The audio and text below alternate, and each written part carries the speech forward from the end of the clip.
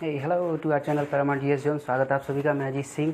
तो आज हम ज्योग्राफी की क्लास आगे बढ़ाएंगे और इसमें हम जानेंगे पृथ्वी के भूवैज्ञानिक इतिहास के बारे में, यानी जियोलॉजिकल टाइम चार्ट और geological history of the earth. ठीक है, तो सबसे पहले अगर आपने हमारे चैनल को सब्सक्राइब नहीं किया है तो सब्सक्राइब कीजिए और इसमें हम जानेंगे कि किस तरह से पृथ्वी के विकास की प्रक्रिया चली और उसके साथ साथ जानेंगे हम कि मानव का विकास किस तरह से हुआ और उसके साथ साथ जितनी भी पर्वतमालाएं हैं, Rockies, Andes, Atlas, Alps, Appalachian, और उसके साथ साथ जानेंगे हिमालय के निर्माण की प्रक्रिया किस काल में शुरू हुई और किस प्रकार आगे बढ़ी। ठीक है तो पृथ्वी का भूवैज्ञानिक इतिहास जानना पहले केवल एक इन्फॉर्मेशन के लिए आवश्यक होता था, लेकिन जब से इसमें एक कालखंड जो पीरियड जुड़ा है मेघालियन, जो देख पा रहे हैं आप मेघालियन, इसके कारण ये जो भारत का पूर्वोत्तर राज्य है मेघालय, उसके नाम के आधार पर इसे जोड़ा गया है। तो इस कारण ये महत्वपूर्ण हो जाता है यूपीएससी या सिविल सर्विसेज एग्ज़ाम के पीटी एवं मेंस के पॉइंट ऑफ व्यू से। तो 2017 या 2016 के अंतराल में ऐसे ही कुछ राजस्थान के पीसीएस में इसको मेंस में, राजस्थान के मेंस में दे दिया गया था पीसीएस की में, केवल भूवैज्ञानिक सारणी को ही। तो इस तरह से जब मेघालय राज्य है उसके नाम पर जो जोड़ा है तब से ये इम्पोर्टेंट हो जाता है, तो इसलिए हमें इसको पढ़ना भी आवश्यक है। तो जानेंगे बिल्कुल सरलता से इसको, तो बने रहिए। तो पृथ्वी का भूवैज्ञानिक इतिहास। तो पृथ्वी के भूवैज्ञानिक इतिहास को सुव्यवस्थित ढंग से अध्ययन करने का प्रयास सबसे पहले फ्रांसीसी भूगोलवेत्ता कास्ते द बफन ने किया। ठीक है, उन्होंने क्या किया कि इसको अच्छे ढंग से अध्ययन करने के लिए कई कालखंडों में विभाजित किया। जैसे सबसे पहले इसको बांटा एरा में, फिर एपोक में, फिर और छोटे कालखंड पीरियड में बांटा, जिससे हमें इसे समझने में आसानी होती है। तो यह निर्धारित किया गया कि पृथ्वी की जो आयु है, यानी पृथ्वी की आयु लगभग 4.6 करोड़ निर्धारित की गई है। 4.6 करोड़ यानी 460 करोड़, माफ कीजिए अरब है, तो 4.6 अरब निर्धारित की गई है। तो हम जान पाते हैं कि पृथ्वी की जो आयु है उसके बारे में अध्ययन से। तो अब कल्प एरा में बांटा प्री पैजोजिक में, प्री पैजोजिक एपोक में इसमें कोई कालखंड नहीं है। क्यों? क्योंकि जो हमारे पास भूवैज्ञानिक साक्ष्य हैं वो केवल 60 करोड़ साल पुरानी चट्टानें या पर्वतमालाओं, या अधिक से अधिक अध्ययन हम 60 करोड़ साल पुरानी पृथ्वी के इतिहास को जान सकते हैं, क्योंकि इसके अतिरिक्त या इससे अधिकतम हमारे पास भूवैज्ञानिक साक्ष्य नहीं है। तो इसमें असमर्थ रहते हैं भूगोलवेत्ता अध्ययन करने के लिए। तो पृथ्वी के जो 60 करोड़ साल पुराना जो इतिहास है उसको ही हम जान पाते हैं। ठीक है, तो इसलिए इसमें कोई जो समय अवधि है वो नहीं है और इसे समझने में भी हमें आसानी नहीं है। तो प्री कैम्ब्रियन कालखंड है, उसका टाइम पीरियड है 70 करोड़ से 60 करोड़ साल के बीच में है। तो इसमें क्या हुआ कि पृथ्वी पर जो सागर हैं, गर्म सागरों में घास का निर्माण हुआ और उसके साथ साथ उसमें रीढ़ विहीन एनिमल्स यानी इनवर्टिब्रेट्स एनिमल्स का विकास हुआ। तो इस तरह से क्रमिक विकास के आधार पर हम जानें किस प्रकार मनुष्य की जो विकास है उसका जो क्रिया है वो किस तरह से चली। ठीक है, फिर अगला जो एरा आता है पैजोजोइक में एपोक को बांटा प्राथमिक।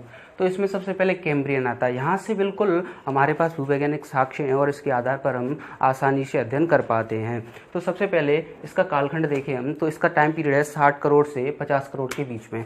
तो कैम्ब्रियन काल में क्या हुआ कि पर्वत निर्माण की प्रक्रिया शुरू हुई और उसके साथ साथ ज्वालामुखी क्रिया भी सक्रिय हुई, और जो सागर है उसमें वनस्पतियों का विकास हुआ और उसके साथ साथ जो रीढ़ विहीन जीव किसमें पैदा हुए थे, प्री कैम्ब्रियन में। तो कैम्ब्रियन काल में रीढ़ वाले जीवों का विकास हुआ, यानी वर्टिब्रेट्स एनिमल्स का पहली बार विकास हुआ। तो किस तरह से विकास की प्रक्रिया चल रही है उसको हम बिल्कुल पॉइंट टू पॉइंट देखते जाएंगे, और चूंकि इतना संभव नहीं है सारी चीज़ों को लिख पाना, तो आप बिल्कुल टू द पॉइंट उसको पॉइंट करते जाइए, किस तरह से किस कालखंड में जो क्रियाएं बनी और किस तरह से विकास हुआ उसको पॉइंट करते जाइएगा। तो अगला है हमारा पैजोजोइक में आर्डोविशियम आता है अगला पीरियड। जो 50 करोड़ से 44 करोड़ साल के बीच में रहा, तो इसमें विकास की प्रक्रिया थोड़ी धीमी रही और जो निर्माण की प्रक्रिया है पर्वत की और ज्वालामुखी वो चलती रही, और वो जो वनस्पति हैं उनका विकास केवल सागरों तक ही सीमित रहा। फिर अगला आता है हमारा सिल्यूरियम। ये काल थोड़ा सा इंपॉर्टेंट हो जाता है, इसको पॉइंट करिएगा। सिल्यूरियम काल में जो है पर्वत निर्माण और ज्वालामुखी क्रियाएं सक्रिय होती गई, और साथ ही इसमें जो रीढ़ वाले जीव हैं यानी वर्टिब्रेट्स एनिमल्स हैं, इनके विभिन्न प्रजातियों का बड़े स्तर पर विकास हुआ। तो इस कारण इसे the age of vertebrates animals भी कहा जाता है, यानी रीढ़ वाले जीवों का काल भी कहा जाता है। और इसमें एक महत्वपूर्ण घटना और घटी कि जो कोरल्स होते हैं यानी मूंगा, प्रवाल, इस प्रकार के जीवों का विकास हुआ। जैसा कि आप लोग को पता होगा या हम अध्ययन करेंगे आगे, जो हमारा लक्षद्वीप है, भारत का द्वीप, वो पूर्णतः मूंगा चट्टानों से मिलकर बना है, और ऑस्ट्रेलिया का ग्रेट बैरियर रीफ है वह भी पूरी तरह प्रवाल भित्तियों से मिलकर बना है। तो जानेंगे हम, ये चैप्टर है प्रवाल भित्ति, किस तरह से ये द्वीप निर्माण होता है। तो हमने सिल्यूरियम काल में कोरल्स रीफ का या कोरल का निर्माण या विकास की प्रक्रिया शुरू हो चुकी थी। और इस काल में पहली बार यानी सिल्यूरियम में पहली बार स्थलखंड पर अभी तक जो सागर है उसमें ही घास और वनस्पतियों की क्रिया चल रही थी, लेकिन इसके साथ साथ स्थलखंड पर पहली बार वनस्पतियों का विकास हुआ। ठीक है, इसके बाद आता है डिवोनियन काल। अब डिवोनियन काल भी इम्पोर्टेंट हो जाता है, क्योंकि इसमें जो है पहली बार विभिन्न प्रकार की मछलियों का विकास हुआ, तो इसलिए इसे द एज ऑफ फिश यानी मत्स्य युग भी कहा जाता है, यानी मछलियों का काल भी कहा जाता है। और इसमें जो पर्वत निर्माण की प्रक्रियाएं हैं और जो ज्वालामुखी क्रियाएं वो और भी सक्रिय हुई। इसके आधार पर हम जानेंगे किस तरह से जो विभिन्न जो पर्वत है, रॉकीज, एंडीज और एटलस पर्वत, आल्प्स पर्वत, अपलेशियन पर्वत और हिमालय पर्वत के निर्माण की प्रक्रिया आगे बढ़ी। तो बिल्कुल जानेंगे किस कालखंड में कौन सा पर्वत निर्माण हुआ आराम से। ठीक है, और इस काल में एक और इम्पोर्टेंट घटना है डिवोनियन काल में कि वनस्पतियों का विकास पहली बार वनस्पतियों का विकास किसमें स्थलखंड पर पहुंचा, इससे पीछे सिल्यूरियन काल में। फिर डिवोनियन काल में जो है स्थलखंड पर पहली बार ऐसी वनस्पतियों का विकास हुआ जिसमें पत्ते भी थे और तने भी थे, जिस कारण क्या होता है इस कालखंड में पहली बार उभयचर यानी जो स्थलखंड और जल दोनों में निवास कर सकते हैं ऐसे प्रकार के जीवों का विकास हुआ, जैसे मेंढक वगैरह। तो उभयचरों का विकास किसमें हुआ, डिवोनियन काल में। तो ये काल थोड़े से इंपॉर्टेंट हो जाते हैं। और अगला आता है हमारा कार्बोनिफेरस का पीरियड। तो कार्बोनिफेरस में क्या हुआ कि उत्तरी गोलार्ध में बड़े बड़े कोयला क्षेत्रों का निर्माण हुआ। ठीक है, उत्तरी गोलार्ध में, और अधिकतर जो पोटाश भंडार है इनका भी निर्माण कार्बोनिफेरस काल में हो गया था। और जो रेप्टाइल्स यानी रेंगने वाले जीव हैं उनका भी विकास इसी यानी कार्बोनिफेरस पीरियड में शुरू हो चुका था। ठीक है, तो किस तरह से देखिए अब विकास की प्रक्रिया चल रही है।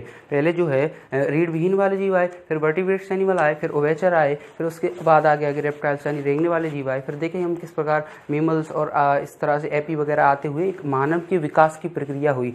तो कोई मानव के विकास की प्रक्रिया कोई घटना नहीं, एक क्रमिक विकास के आधार पर हुई। तो बिल्कुल इसको पॉइंट करते जाएंगे, क्योंकि जो वैज्ञानिक है वो इसी मत पर सहमत है, वो भौतिक और रासायनिक क्रियाओं के आधार पर ही मानव का विकास हुआ, ना कि कोई घटना के आधार पर। ठीक है, तो पॉइंट करते जाइएगा। अब आता है अगला पीरियड पर्मियन। अब पर्मियन काल में जो है जो सबसे पहले उत्तरी अमेरिकी महाद्वीप है, हमने महाद्वीपों को पढ़ा, उत्तरी अमेरिकी महाद्वीप है, तो उसमें अपलेशियन पर्वत का निर्माण इसी काल में हुआ। किस काल में, पर्मियन काल में। ठीक है, और जो रेप्टाइल्स है उसका भी अधिक मात्रा में विकास हुआ बड़े स्तर पर। ठीक है, और इसे एज ऑफ रेप्टाइल्स की फिर आता है ट्रियासिक।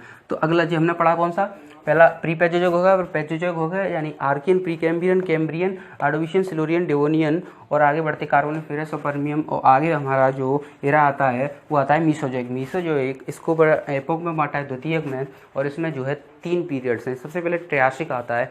ट्रियासिक काल में जो है जो रेप्टाइल्स का विकास की प्रक्रिया शुरू हुई थी, रेप्टाइल्स की इसमें बड़े स्तर पर और विभिन्न प्रजातियों का विकास हुआ। तो इसे एज ऑफ रेप्टाइल्स भी कहते हैं, यानी रेंगने वाले जीवों का काल भी कहते हैं। किसको, ट्रियासिक काल को।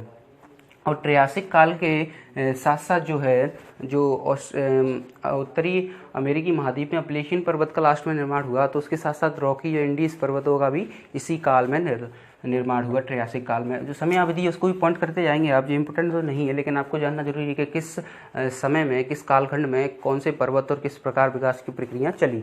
ठीक है, बिल्कुल पॉइंट करते जाइएगा। फिर आता है जुरासिक काल। जुरासिक काल ये इंपॉर्टेंट हो जाता है, क्यों?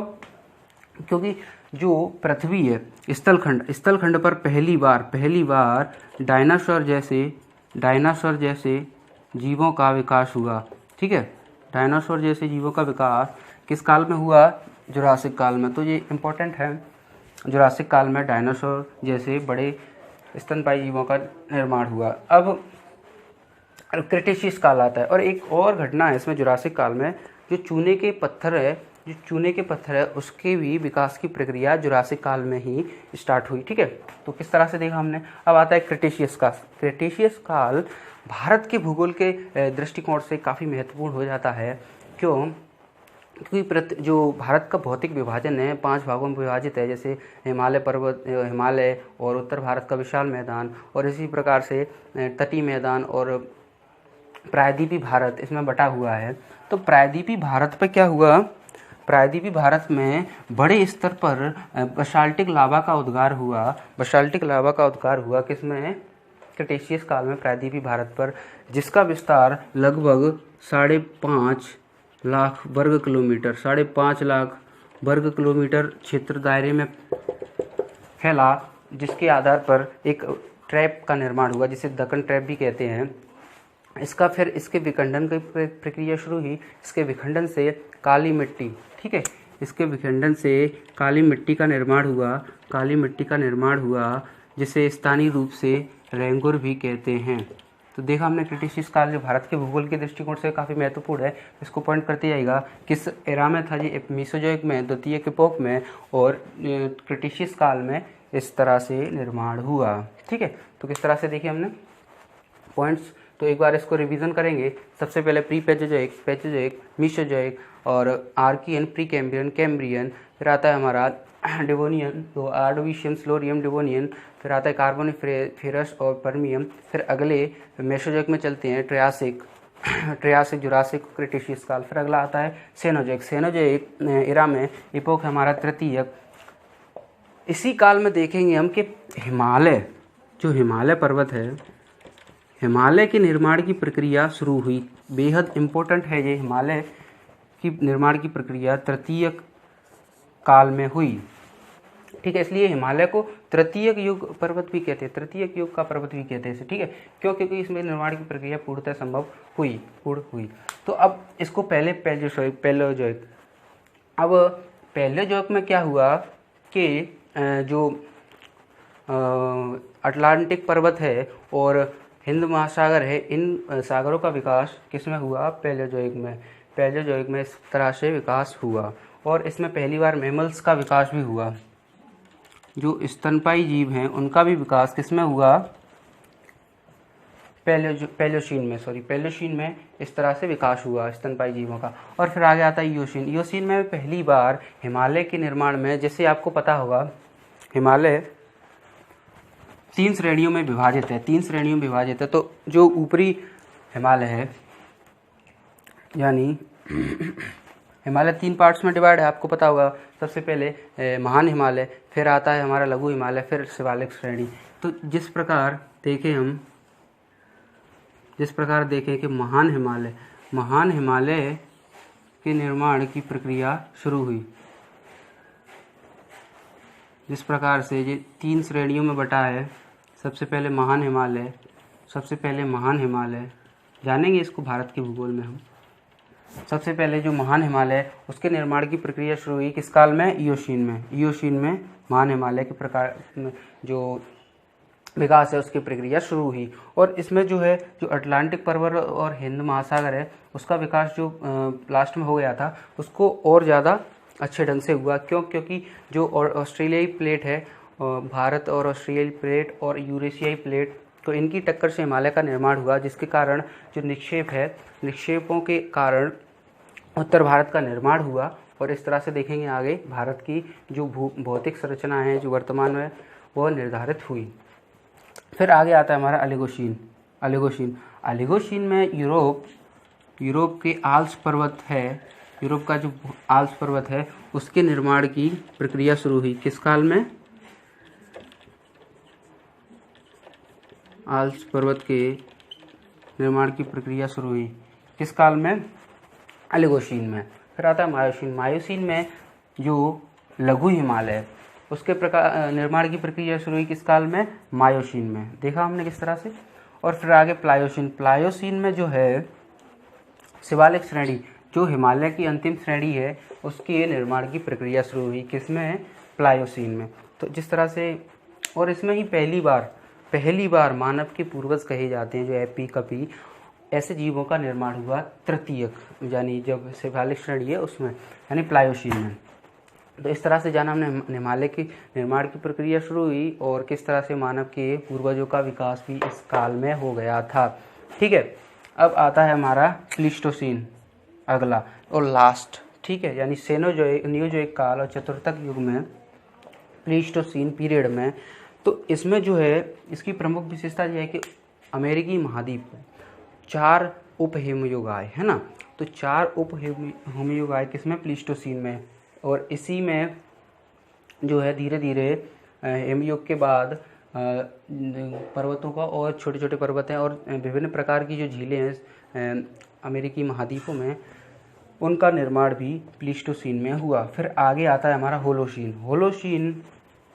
होलोसीन की प्रमुख विशेषता यह है कि जो उप हिमयुग आए थे ऑस्ट्रेलिया में, तो माफ़ कीजिए अमेरिकी महाद्वीप में, उनके अवसान की प्रक्रिया शुरू होती है होलोसीन में। ठीक है, होलोसीन में, जिसके कारण क्या होता है कि विभिन्न प्रकार की सभ्यताओं का विकास होता है, मानव का सांस्कृतिक विकास संभव हो पाता है और मानव कृषि पालन, पशुपालन और कृषि में आगे बढ़ते हुए एक सभ्यता का विकास करता है। उसी प्रकार से हमने देखा कि मेसोपोटामिया की सभ्यता और चीन की सभ्यता और तमाम सारे मिस्र की सभ्यता और हड़प्पा सभ्यताओं का विकास इसी काल में हो गया था, होलोसीन में।